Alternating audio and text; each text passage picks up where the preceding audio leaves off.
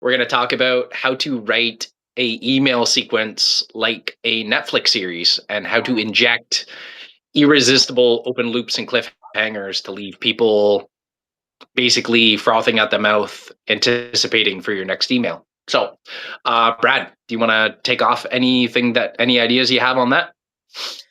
Um, so yeah, open loops. So I admittedly do not use these a lot in in like my welcome flow. I know, Pete, that this is a thing you like to do a lot where every email, like in a flow, opens a loop and then they have to open the next email to close the loop. But by the time they've read the email, there's another loop that has been opened. I will say Yep. though, within emails, um, you can do this between emails or within emails. Like you can, you know, this is kind of how like certain types of stories can be told where, you know, like I think you're talking about it was last week or 2 weeks ago when opening with dialogue, for example. If you open Yeah. an email with a line of dialogue, that itself is opening a loop because it's created curiosity. That reader wants a Yeah. resolution. So open loops, I mean, essentially what they are is it's how do you describe it? Like you are creating curiosity by like starting some sort of story or some sort of sequence of events, but not giving them the conclusion. And there's so actually I'm gonna get right into a little bit of the psychological aspects of this, right? Because there's certain psychological effects this takes advantage of. I can never remember. I can't pronounce one. They're like Russian or like Slavic sounding names, but they're Avskiana or something like that, and Zeigarnik effects. I should make Zygarnik, sure. Zygarnik effect, right? Yeah. Let's see if I can get it here real quick. The Avzienkina effect versus Zeigarnik effect. Yes. Yeah. So these are two psychological effects. Of course, they have really, really strange names, but Yeah. um, the one that starts with the O it describes the behavioral drive to finish interrupted tasks, basically. So you've probably experienced this in your own life where like you're working on something or like earlier, like I was actually at a call before this actually, and I was working on my next blog post, and I wanted to finish the whole thing by today, besides like the teaser email, but I hadn't had the conclusion finished yet. So in my mind was constantly the slight irritation, like the oh, I haven't finished it, which I did finish it before this, but this live stream here, but it makes you want to complete the task and close it. So the open loop takes advantage of that because you want to complete the task of, well, in this case, finish the story. But the um, the other thing is the Zeigarnik effect is the other side of this, where unfinished things are more easily remembered than finished things. So if you open a loop, not only do people want to close the loop because they want to finish that unfinished business, but they remember your emails a little more. They're sitting there like these effects are kind of like play off each other. They're kind of connected in that like they want to finish that loop, but also like because they want to finish that loop, they remember it more, right? Like if you haven't finished a task, then it's just stuck in your head. Like you want to finish it more. Your brain hasn't had a chance to resolve it. And so that's what an open loop takes advantage of. These are real, like as far as much as proven as psychological effects can be, these are proven psychological effects that underlie the concept of open loops. It's like when when you start going back, when you start an email with like dialogue, you want to find out what's going on, what the situation is. You've opened that loop, you want to complete that task, complete that loop, and also you're more likely to remember it if it never actually resolves. Or you open a loop at the end of the email, you want to complete that by opening the next email, but it sticks in your head because you're like, I want to know what the resolution is. I want to know what happens. This is also why I'd assume if you're reading like you're engrossed in a novel, maybe it's like a 400-page novel and you're on like page 300 and it's like you only have time for like 20 more pages, but then you can't stop reading, especially if it's written well. You can't stop reading, but it's also because you're getting close to the end and you want to find out what happens in the climax and everything. So stories take advantage of the same, or like novels, like full-on Yep. books, take advantage of the same thing. So yeah, it's those two psychological effects is really what open loops play off of, and that's what makes them great ways to get readers hooked and want them to continue reading your stuff. Yeah, man. You said something kind of important there that I think we should riff on for a sec. You mentioned novels and like reading books, and something I did. Uh, it was one of the first email copywriting courses I ever went through. The guy, it was Ian Stanley's email copywriting course. That was the first one I ever did. And one of the things he said to do in it that he knew only 1% of writers would ever take the time to do, but would make your writing almost insatiable to read, right? Is grab like suspense novels, horror novels, graphic novels, whatever, and learn how to write like they do on the first and last page of every chapter, right? Because the best way to think about it is the first page sells the readership of that chapter to continue reading, whereas the last page needs to sell the readership of the next chapter, right? And that's something professional authors are great at. So like obviously pay attention to that. And he was right. I took the time to do that, and it actually got to the point where I was writing open loops in my emails without even realizing I was doing it. People would be like, "Oh yeah, the way you leave open loops for tomorrow's email always leaves me in suspense." And I was like, "Oh shit, I don't even realize I do that anymore. I just do it automatically, right?" And even when you're first starting out, it's kind of like I forget what it's referred to, but like the four stages of competence. Like first, you got to be like consciously, first you're unconsciously competent, then you got to be consciously competent, then Unconsciously incompetent, consciously incompetent, yeah, consciously competent, unconsciously competent. Yeah, you go. yeah, You don't know that right, you're bad at it. You know that you're bad at it. You know that you're good at it, or you do it thinking you do it well yeah, while thinking about it. And then like learning to ride a bike when you're really really young, you don't even know that you don't even know what a bike is when you're like a 1 year old, right? And then you as you become a little older, you know that you don't know how to ride a bike, and then you finally learn how to ride a bike, but it still is a little wobbly perhaps. You're yeah. consciously competent, and then after doing it for many years, it's like you get on a bike and you just go with it. Like it's not even like a thing that occurs to you. It's like as natural as walking. So that's essentially what that is. But yeah, Yeah, so like when you're first learning how to write open loops, learn how to write cliffhangers first. I would say that's probably the easiest way to do is finish off what you're talking about, begin the thought of another, and just mention how you're going to continue it in tomorrow's email. Uh, Obviously, make it so that both ideas kind of compounding on each other. Usually, the way I like to build it up is I'm going to tease about something like the day before and then talk about that topic the next day. But if you want to know a better way to make this work even bigger, faster, stronger, tomorrow I'm going to get into that. So that way I'm always like providing some kind of value because like people love being teased. Doesn't matter what anybody talks about. It's the whole reason strip clubs exist, right? Like, right? Las Vegas, for example, people go to the casino and spend all kinds of money thinking that they're going to win something. They just get teased all the time, right? But you need to leave people feeling like they got something out of it too. So cliffhangers and open loops are great, but always leave people feeling like they got something out of even reading your emails in the first place, because you can get a little heavy handed with it too. And I find the best way to do cliffhangers when you're first starting out is just write the email the way you meant it, and then add the cliffhanger in the PS, and then get better at transitioning to that PS without the need for the PS. And then when you get to that point, get it so that within your story or whatever you're talking about, open that thought midway or a third way, and then say how you're going to continue that thought in a future email or in tomorrow's email or in Thursday's email or whatever email you're planning on doing it. And then that's how I would go about it. And that's how you go from being unconsciously incompetent to unconsciously competent, because then eventually you go through all those stages on your own, or even think about it after the fact when you're already done writing, and then you can inject it after. I would say that's probably my best advice. And then also the other thing is whatever loop you open, use that thought as your subject line for the future email where you're going to continue that thought.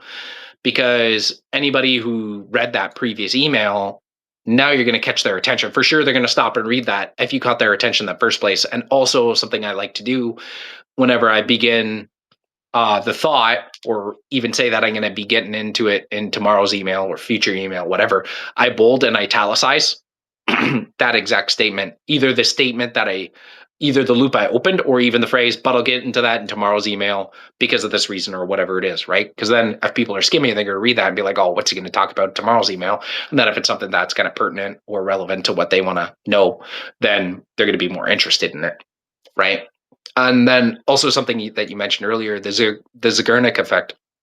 Um, a great way to take advantage of that, kind of like similar to what we're talking about right now, but works quite well in email, is using your subject line as your link text. So if you're writing solid subject lines and somebody's going to open that subject line, if you write a teaser style email, if you use the title of your email, subject line, whatever you want to call it, as the link text, basically what you're going to want to do is like write in a circle. Right, is the best way I can explain it. Is like you begin the thought with your subject line. Usually when I do this, I like to use a subject line template along the lines of like curiosity plus benefit. So then tease about what somebody's going to learn about, and then the benefit of it, tease a little bit more, and then if you want to find out about it, here's how you, and then use the same verbiage used for the subject line. You will find that your CTRs, like I've written emails that got like a 24% CTR doing that before, which is insane. Like normal CTR is like 1.5, 3%. As long as you don't have bots on your list, anything higher than that, usually people are full of shit. Either that or it's in the welcome sequence, which is going to get higher clicks. But yeah, anything else you want to riff on there? Oh yeah. What was it? Oh yeah. I was going to say a few things besides obviously we've talked about open loops between emails and within emails, like so that they have to read to the end to see what the resolution is. Um, there's also applying it to, like you said, CTAs. That's something I like to do. I guess it's a good way to, an open loop CTA is a good way to describe it, but I'd call it like a teaser style CTA or a clicker style email. Sometimes those usually are shorter and still use this style of CTA, but it's so like in supplements, for example, I've worked with a bunch of supplement companies or like wellness companies. The email will be about some health topic, and maybe we are linking the product to, like, it's maybe a checklist of steps to take to do XYZ, and then the product is either an additional way to do like an additional list item, or it's Yeah. like a way to make the whatever the solution better, faster, or whatever. But we won't actually say the name. We'll be like, this formula, blah blah blah blah blah blah. It has blah blah blah to blah blah blah blah blah. Right? Go, and then the CTA will be. It could be find out what it is here. If we want to Yeah. just make it like pure, like just find out what it is here, or we'll be like fix X Y Z. The CTA will be like benefit driven, like fix XYZ problem today so that you can, or just fix XYZ problem today. We never anywhere said what the product is, but we've opened a loop in a sense in that we've talked about the product, but they don't even know what the product is. They don't know like what we're talking about, or we won't even, we'll just say like this. We won't even say like this product. We'll say just this. So they'll be like, is it a blog post, right? Are we linking them to a blog post? Are we linking them to like a video, depending on the copy surrounding it, it could be any of those. And then they click through and then they found out what it is. And it's not really like, I wouldn't consider it like deceptive in any way, because all they're doing is clicking. They're not paying money or anything like that. And the solution on the other side, the product, we assume, is something that actually helps them. So it's just, it's leveraging psychology to get them to click through, because ultimately that product we're trying to get them to buy, we believe, helps them. We want them to buy it because, we want to make money, but we also want to help them, with mutual exchange there. So it's opening the loop. It's opening a loop in the sense that it's the task in their mind that's been created is now to find out what that product is, or find out what that thing is on the other side of the link. So that's kind of opening a loop there. And then another place that it's used is with lead magnet opt-ins, downloads, those kind of, or lead magnet downloads, like the opt-in and everything. You're obviously like you're promising this, let's say, ebook, and it has something in it. I guess you could say it's an open loop in and of itself to like kind of describe what's in it a little bit, but not reveal anything. And then they have to go and get the ebook to find out what's in it and like learn whatever it promises to teach. But like you don't even like give them the ebook right away after after they give you their name and email. They have to go to the welcome email to get it. So you've opened a loop there in a sense that they've started the task of getting the ebook, but they have to finish it to do that, they would go to the welcome email. And so that gets that micro commitment. And Yeah. to reference Cialdini, it gets that micro commitment. They don't just like get the ebook and then they just run off. They have to go wait for the email to come in. The email comes in. Oh, by the way, here is your ebook. And now they're already in your email. So because of that, they've now engaged with their email. They're a little bit more likely to engage with emails in the future. So I guess the broader conclusion here I'm drawing is you can use open loops to get readers to benevolently force them to do things that you want them to Yeah. do. So like opening your next email, like they don't have to. You're not like actually forcing them to, but you're like with a lot of other things, you're leveraging psychology to increase the chance that they take the desired action. I mean, if you want to, some people might say that's manipulation, but I mean, it's not really manipulation. You're just, you don't have to open the next email.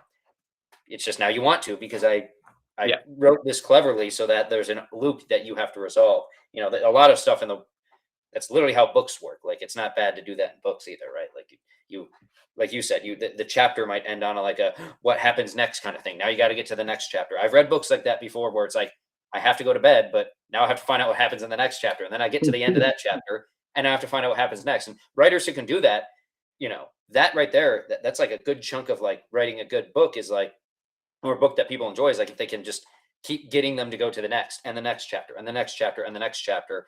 That alone. There's also it probably leans a little bit on this other psychological effect called I think thinking fast and slow is where I learned this. The peak end effect, where people remember like the peak of something and the end of something. Everything else they won't. So in the case of like a book, they remember the end of that chapter more. But you're now playing both these effects on each other. They're remembering the end of the chapter, but they're also remembering the unfinished task of getting that.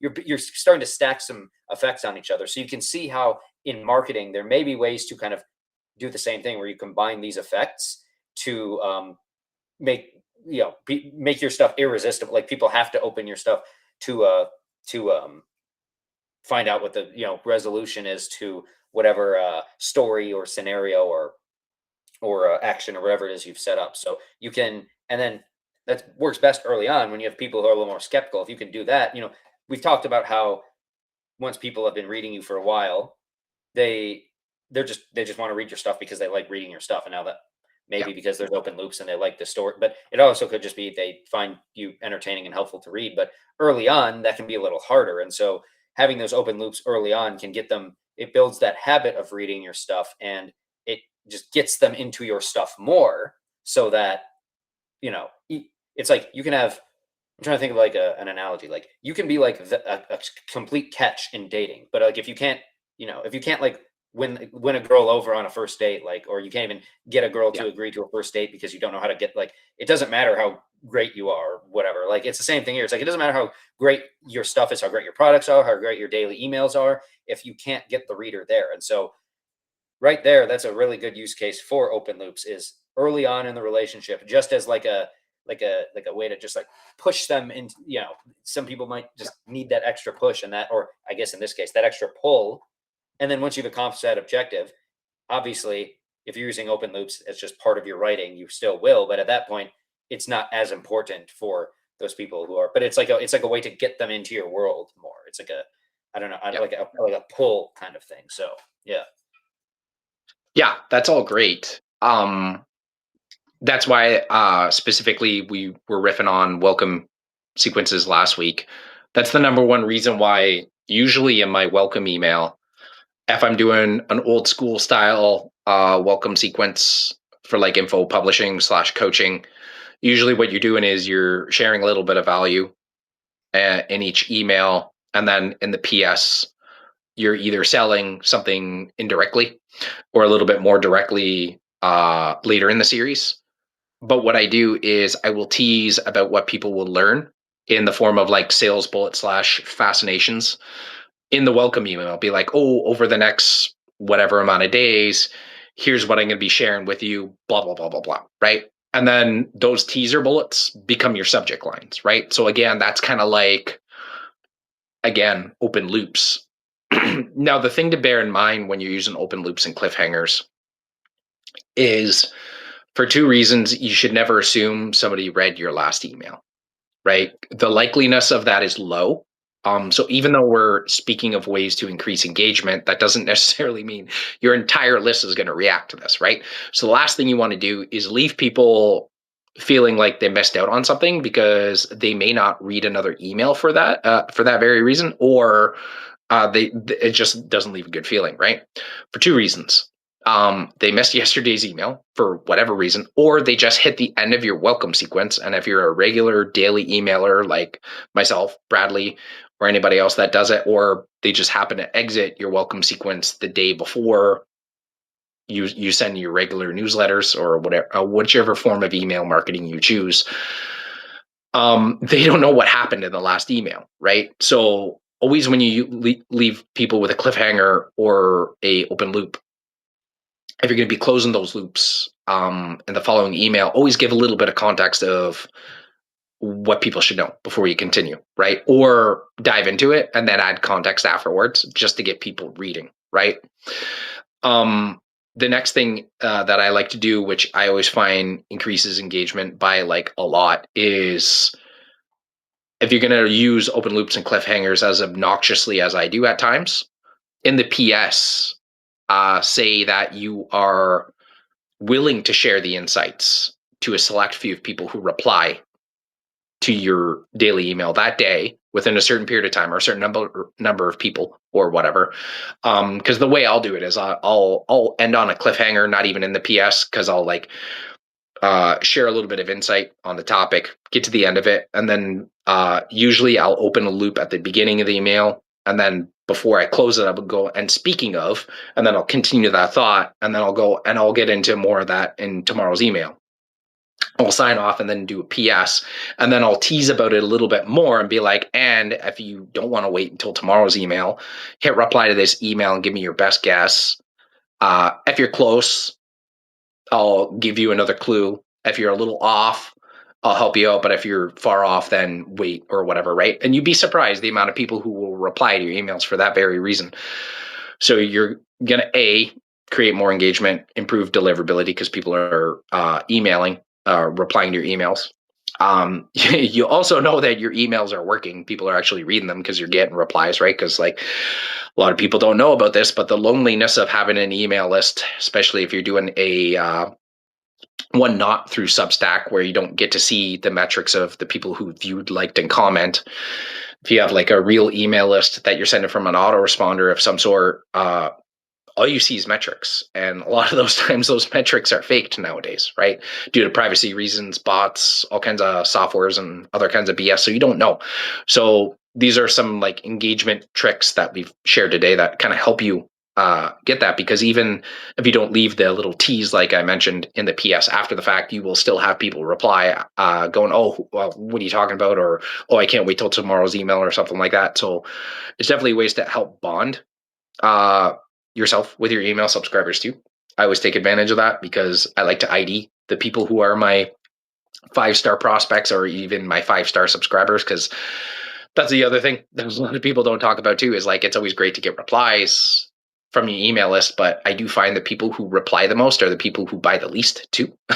A lot of people don't mention that, but I find the people who reply periodically or open and click periodically are the people who will buy off you the most, whereas there's people who will reply to damn near every email and almost never buy off you. So always pay attention to who you're actually paying attention to as well, right? Because that's another thing. It's another tidbit of information for email marketing is anytime somebody's going to give you advice on something or a reason why they didn't buy, if they're not one of your core buyers, perhaps don't listen to them and talk to the people who have already done business with you and such like that, right? Yeah. Yeah. I do like you said something near the beginning there, of the don't leave, like make sure people don't feel like they missed something or left out, because yeah, a lot of people will, like, people don't necessarily open every single welcome email. Like the whole No. point of a welcome sequence usually is to appeal to different, like the different types of people who will be on your list. So one email might speak to one person better than the other. And so if email 4 is the first email out of like 8 emails that speaks to someone, if they're dropped in there and they don't have any context at all, and you're just like, you got some sort of like inside joke at this point from like a past open loop, they're going to be like, lost. It's, again, I like to relate it to stories. There are movies, video games, books that are able to, the authors or creators are able to make like a trilogy or a series. Usually, I think the longer the series, the less, the harder it is to do this. But like, we'll say like a trilogy where each game or I'm thinking of a game series. That's why I keep saying game first. But game or movie or book can stand on its own as like a self-contained story. Mhm. Whereas if you know the other stuff, like the other lore from the other entrance, like if you're reading like the sequel, it could be its own self-contained story that on its own is satisfying and a good story, and like you're not missing anything. But then having like the other stuff helps even more. Like part of that does involve like you can't just do like exposition and just like lay out everything that happened in the last story. But like it's some pieces of media do this really well, where they're able to like naturally, with actual like storytelling devices and ability, like weave in the details you need to know without just like blatantly saying it. And I'm kind of being a little abstract and theoretical here. There's probably a way to do the same thing with like emails as well, if you're using like open loops like this, where you don't just have to like state everything in the last email, but you can start to like weave in things naturally. I don't know, I can't think of like what this would look like, because obviously an entire novel or video game is a much longer piece of Yeah. media, that there's a lot more space to do that somewhere, to develop like characters,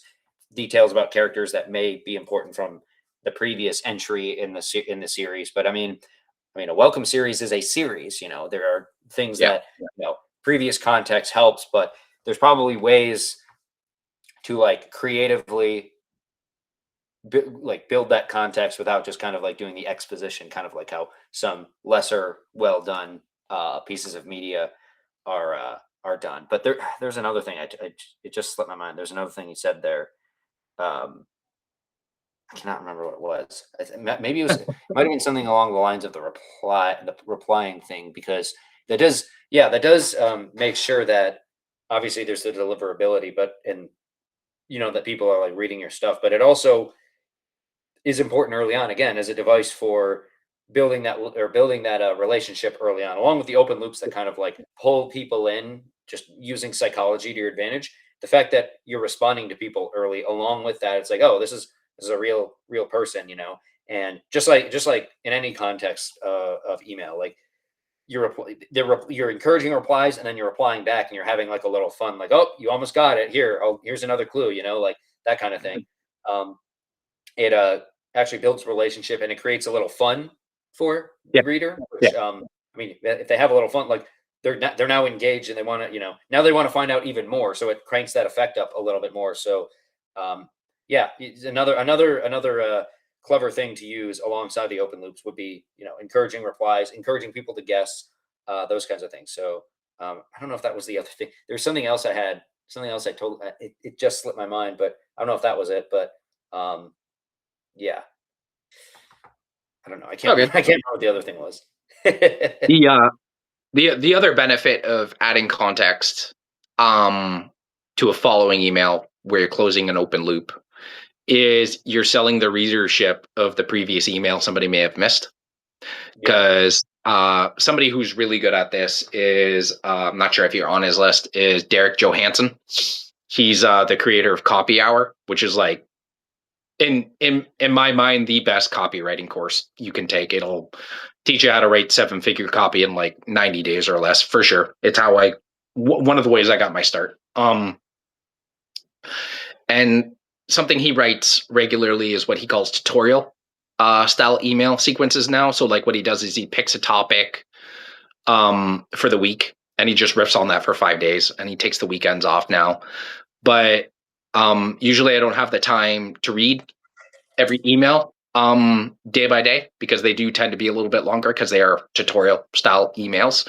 But sometimes I'll read like the Thursday one, and then he'll riff on something, and he's like, yeah, as I previously mentioned in Tuesday's email, blah blah blah blah blah, and here we're going to continue on. And then he's like teased about something that you should already know, and you're like, ah, fuck. Now we need to go read that email too, right? So it's like you could nest a new loop while you're closing another one, while adding context from a previous email to sell the readership of the previous one to actually increase engagement too. And a lot of people don't realize that you can do that. And like, it's not that hard. It's like in my previous, in yesterday's email, when I talked about this, here's why it's important and blah, blah, blah, right? Like it can really be like just a few sentences long, but if you know how to write tantalizing curiosity based copy, it does work, because I'll get people who will reply to an email on occasion, and then I'm like, yeah, I got into that, and they'll be asking a question. I was like, yeah, I got into that in Monday's email, and they're like, oh, I haven't read that yet. I'll go check it out right now, and then they reply to that email 2 hours later, right? So yeah, it's just a way of like selling the readership of your emails. Like the whole purpose of copy is selling, right? Like even if it's like not your products, it's selling the readership of the following email that you're about to write. And it kind of goes back to what I think Joe Sugarman coined it as the slippery slope, right? Yeah. Is like the whole purpose of the headline is to sell the readership of the subheadline. The subheadline, the whole purpose of that is to sell the readership of the first line, and the first line to sell the second line, the third, and so on and so forth, right?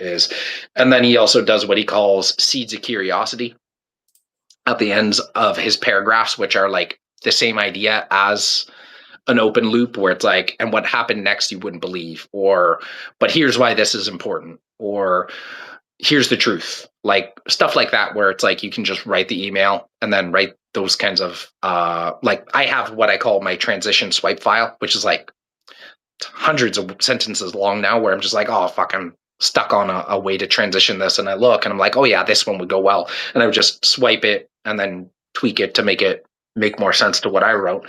And that's a good way about doing this too, is to do that as well, because then it's like not really an open loop, but kind of, it's just selling the readership of more of the email. But yeah.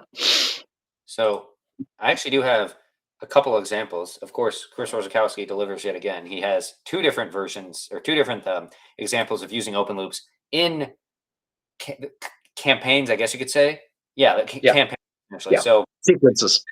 yeah, but it was like it wasn't like an automated flow. It was like it was promoting his upcoming issue of Make It Rain Monthly back in, I think, well, yeah, September, or his October 2025 issue. So he has a 4-part series of emails called The Future of Email. Part 1, like the subject line of part 1 is called The Future of Email. He opens with a Wayne Gretzky quote that's relevant to what he's going to talk about, and then he starts talking about like basically what he sees as future of email marketing. There's 1.0, which is like you have a newsletter, you email people, you have some flows. Email 2.0 comes with all these bells and whistles, like, various, like Retention X, that retention software, like Postpilot, all these softwares that can integrate to expand things out. And then email 3.0, which something about offering the right person the right offer. This was before right message too, so like he was almost like accidentally foreseeing right message, but like it's not about that, it's about something else. But he gets to the end, he says the answer to like why a lot of people were hesitant to mail their lists: no bandwidth, unsure of strategy, fear of failure, an urge to delegate. Chris was like thinking about all these things, and then something struck him. He had an epiphany, and then I'll reveal my big epiphany tomorrow, ... in bold. And then he has a whole PS, Yeah. I haven't done the big reveal yet, but if you're liking where this is going so far, and if your company is making at least X amount in sales, hit reply and say, work with me so we can chat. So like, Bingo. Like there's the tease PS. Yeah. He still, and the way he does it, he doesn't have people to click through. He has people reply. So replies get engagement. It's a CTA to potentially get clients, and it's still all within this open loop framework. And then part 2, I'm not really going to cover it all, but part 2 covers some segmentation, personalization, et cetera, et cetera. Oh, actually, no, right message is in there. I guess it was right when right message came out. Yeah. But he talked about some stuff in there, and or maybe I'm looking at the wrong. Oh yeah, no. It is still the same series. I wonder if he still uses. I don't know if he used an open loop in email 2, but email 3 does go on, and then email or part 3 and part 4. I don't know if I'm looking at 2 different series here, but he does use open loops, and then it's funny because in part 2 he has in yesterday's email, and then he links to yesterday's email, and you click through and it Yeah. goes there. So right there, he's able to give people context if they want it. And then in part 3, he has part 1 and part 2 linked at the top, and it links and it just opens them as like not HTML, but like it opens them as like archived emails in ConvertKit. And oh yeah, no, I'm looking at a part 4 from a different series, but he did the same thing again. He has part 1, Yeah. how to launch a digital product fast, how to find your idea for a digital product, how to price your digital product, and how to launch a digital product in one day flat.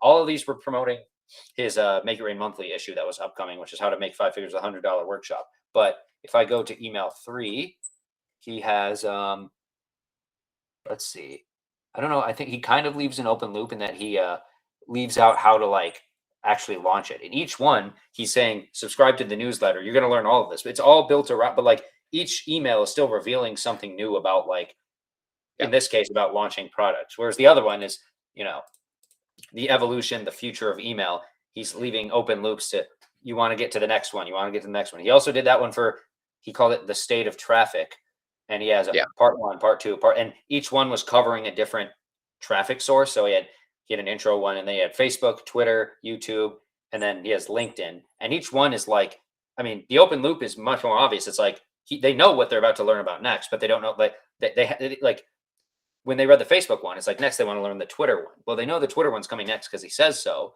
but they don't like they have to open it to find out. So the open loop is just you're going to learn about the state of, you know, getting traffic on Twitter or whatever. So he's actually done this a few times with campaigns. So all that is to say, all those examples I gave, I kind of blended them together, is to say that even with just like campaigns, if you're promoting something, there are unique ways to use open loops to like get people to read a series of emails. And yet you don't have to like have it all build up to one CTA in the last email. Every email can like, Yeah. if you know what you're doing, it's all contextual, but if you know what you're doing there, each email can CTA, like the first, you can still be like, by the way, if you're interested in solving this problem, hit reply and blah, blah, blah, blah, right? So you can do this with welcome flows. You can do this with lead magnets and pop-ups, opt-ins, all that stuff. You can do this with other types of flows. You can even do this with literally like campaigns or like when you're promoting a particular product or, you know, or another example is if you're launching something, you know, the pre-launch, maybe building like you have like a pre-launch going that's like open loop into the next email, and then into the launch email. So if you're doing a launch, you can build open loops into that. And I actually do know of one of the clients me and Orzi worked on. They did that when they were launching a new product as well. They even had a picture of the product but blurred out so you couldn't see it. It like, and then they revealed it in the next email, and then they like revealed more and more, and et cetera, et cetera. So you can do. There's a ton of different ways you can use open loops in more structured forms of email marketing, like campaigns, flows, et cetera. But then other things that are tangential to email. So yeah, there's lots of great examples. If you're on, you know, if you're on the right lists, you'll see some examples of these. So yeah. Yeah, man. Those are great examples, by the way. Thank you. Yeah, the one thing I saw Chris do one time, and it almost came across like he did it on accident, was he sent half an email.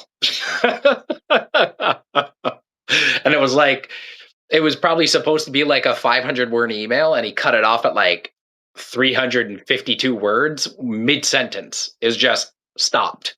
And then a bunch of spaces, and then his normal PS. It was like there was a missing section, and you're like, what the hell? And the following email the next day was like LOL or something like that. I forget what it was like. And then he riffed on the fact that everybody like fell for his joke, replying to let him know that he messed up when really it wasn't on purpose because he was dealing with like a deliverability issue that he wanted to fix. And then everybody replying to his email like helped, I guess, or something to that regard. I it was something along those lines. Or he's like, oh, thanks for all the engagement, and you improved my my vanity metrics for a day or something like that. So yeah, it's like you could use it many creative ways. Obviously, any way that you do, you don't want to use too often, because then people get ad blindness, email blindness, whatever you want to call it, right? Because like a trick overdone, or like what Ben Settle says all the time, which is like a Bruce Lee quote, I believe, is that a strength overextended becomes a weakness, right? If you use Yeah. it all the time, then people just learn to expect it. It just loses its power. So obviously, it's not something you want to use all the time. That's why I use it very heavy-handedly in a welcome sequence, because that's the most important welcome, the most important sequence you'll ever send to your list ever. If you were to do the 80-20 of email marketing, all you would need is a solid lead magnet, a solid welcome sequence, regular emails. That's it. Screw everything else. And if you did just that alone, you would get 80% of the results everybody else is getting. Everything else is obviously becomes exponential and all that later on when you do everything else right. But if you were to do the bare minimum, that would be it. And the welcome sequence being that would be, that's why you pull out all the heavy artillery for that sequence specifically. Yeah.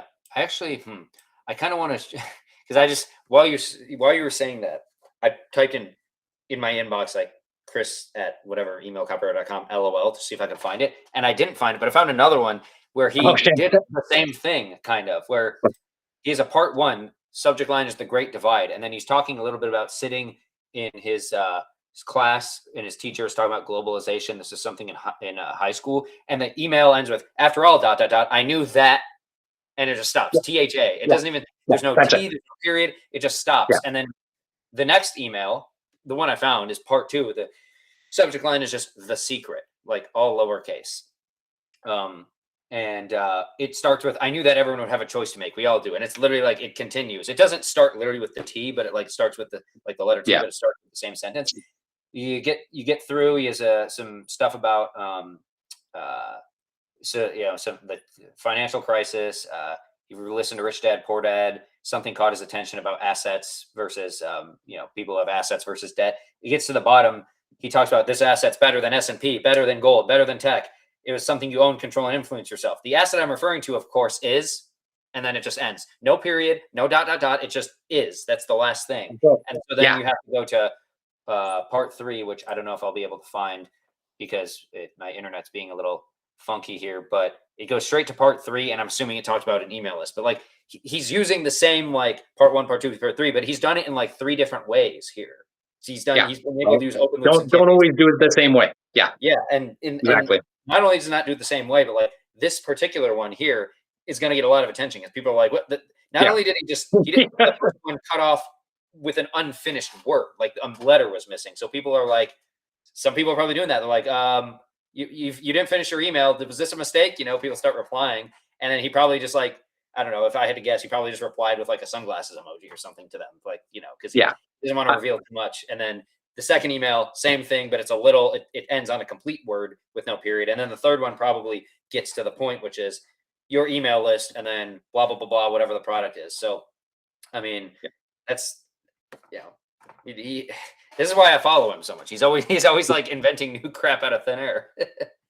Yeah. And that's the warning I would give with doing extreme stuff like that, which is still powerful. I would recommend doing it 100% is, when you've already built trust with your list, they like you, and you already have a bond. If you're, not to be mean, but if you're a literal nobody and you have an email list of like 50 people,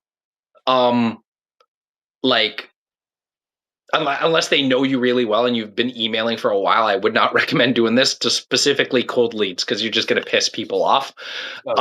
It's something that he can easily get away with because what's he got, like 20,000 email subscribers by now, and he's like like he owns the domain, the email copywriter, for frick's sakes, right? So it's kind of not expected, but he can get away with it. So just be mindful whichever tactics and strategies use that we discussed today. Obviously use responsibly and cater to the situation and the relationship you've actually built up with your list. The better the relationship you have, the more you can experiment, the more newer you are, and the less of a bond you've built with your list. Use things a little bit more strategically and test intelligently. Don't just like go things heavy-handedly and expect good results. And if you don't, then be upset about it for obvious reasons. But yeah, I would say one last thing is I did find the third email, and it is email list, and this is contextual to what you just said. It makes sense because this is I think it might have been his first instance of when he was launching his Write Yourself Rich flagship program, which is $997, but it's like a complete program for building the one email a day business. I think And both you and I took that course 2 years ago. yeah, yeah, or at least I have access to it. I don't know if I took the whole thing, but Yeah. it's he sells it with a webinar. He does 5 steps to $1 million list. That's how he Yeah. sells it. But it's actually a valuable webinar. It's not just like a sales webinar. You actually Yeah. like learn stuff in it for free, which is rare among sales webinars. But he that's what it is, and it makes sense because he's built a relationship with his list this whole time. And so for a big product like this, a big like reveal, it makes sense to like kind of have this big like performance put on in terms of email. And he has like links to part 1 and part 2, and he called it the one asset to rule them all. So it's the great divide, the secret, and the one asset to rule them all. So it even works together as a series. Like it kind of those kind of fit together. And interestingly, 2 days later, he just sent an email subject line part 3, and it was just that email again. So, I mean, that's not entirely relevant, but like again, it's like, Yeah. Once you get good at this, there's like all kinds of things you can, and you have a solid list. There's like all kinds of things you can do. But the main point with that is he's using open loops in campaigns and finding new creative ways to do it. And because at the end of the day, it's just creating curiosity and creating a need for the reader to get to the next thing. It's a cliffhanger of some sort, right? Like Yeah.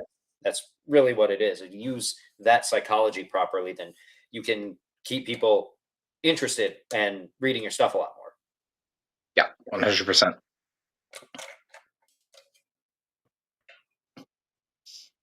All right, dude. I think we're good. What do you think? Yeah, I think we covered the topic pretty well. Perfect. All right. Thanks for everybody that joined, and we'll see you guys next week. Yep. See y'all.